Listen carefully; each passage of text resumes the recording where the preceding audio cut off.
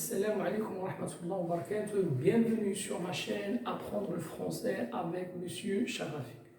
Je suis très content de vous enregistrer encore des vidéos et encore d'autres vidéos sur des leçons concernant la langue française et des leçons en rapport avec la narration et en rapport avec le roman et surtout le roman autobiographique La boîte à merveilles d'Ahmed Safri.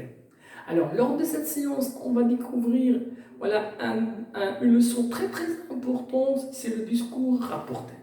Alors, le discours rapporté. Qu'est-ce que le discours rapporté? C'est rapporter les paroles des personnes d'une façon directe ou bien d'une façon indirecte ou bien d'une façon indirecte libre.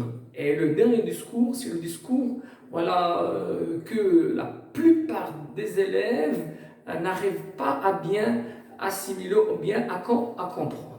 Donc on va commencer tout d'abord par le discours direct. Alors c'est quoi le discours direct? C'est rapporter les paroles telles qu'elles sont prononcées, alors telles qu'elles sortent de la bouche. Alors, le père demanda au professeur: deux points, travaille-t-il bien? Fit-il ses devoirs? Par exemple, en parlant de son fils. Le père demanda au professeur: deux points, guillemets, travaille-t-il bien? Fit-il ses devoirs? Point d'interrogation. Donc, ici, on a les paroles, ou bien la parole est rapportée au discours direct. Directement. Ce qui caractérise le discours direct, c'est les deux points et les guillemets, et aussi le temps de discours, c'est-à-dire présent, passé composé, futur, etc. C'est bien.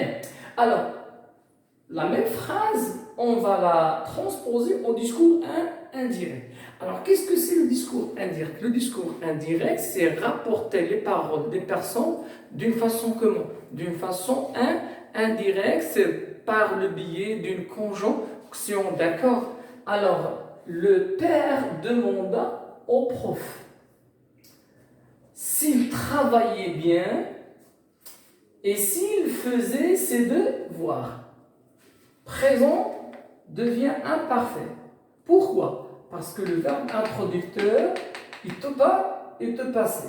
Si le verbe introducteur est au présent, pas de changement concernant le temps de l'accomplissive. Alors, travaille-t-il bien? Fit-il ses devoirs? C'est une phrase interrogative qui admet deux réponses, soit oui ou bien non. C'est une question fermée. Alors, si on a une question fermée, donc au discours indirect, les deux points ils sont remplacés par si. Alors ça, qu'est-ce que c'est? C'est le discours indirect. Le père demanda s'il travaillait bien et s'il faisait ses devoirs. Et le point d'interrogation est devant un point final.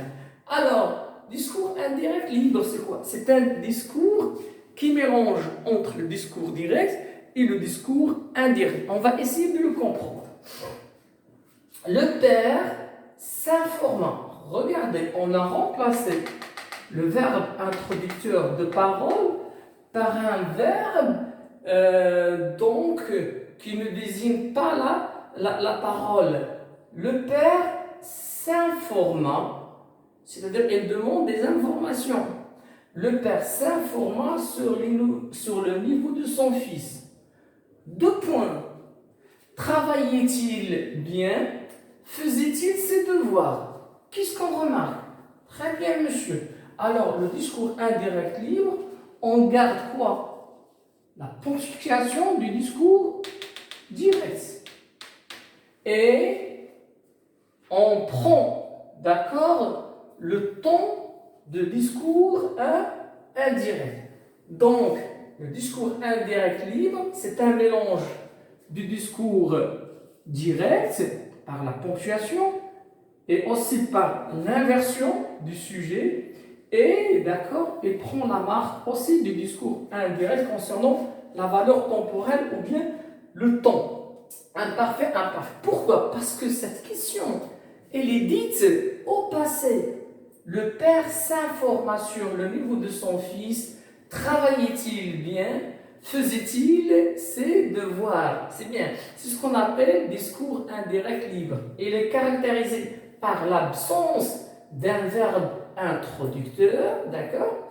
Et aussi par la marque de la ponctuation de discours direct et la transformation temporelle du discours indirect. Je vous donne un exemple.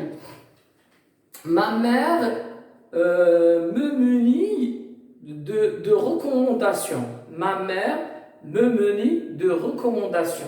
Deux points. Je dois être sage. Je dois être, par exemple, calme. Alors, ma mère me munit de recommandations. C'est bien. Alors, deux points. Je ne devais pas, d'accord, je devais être calme et je devais être, voilà, sage. C'est bien.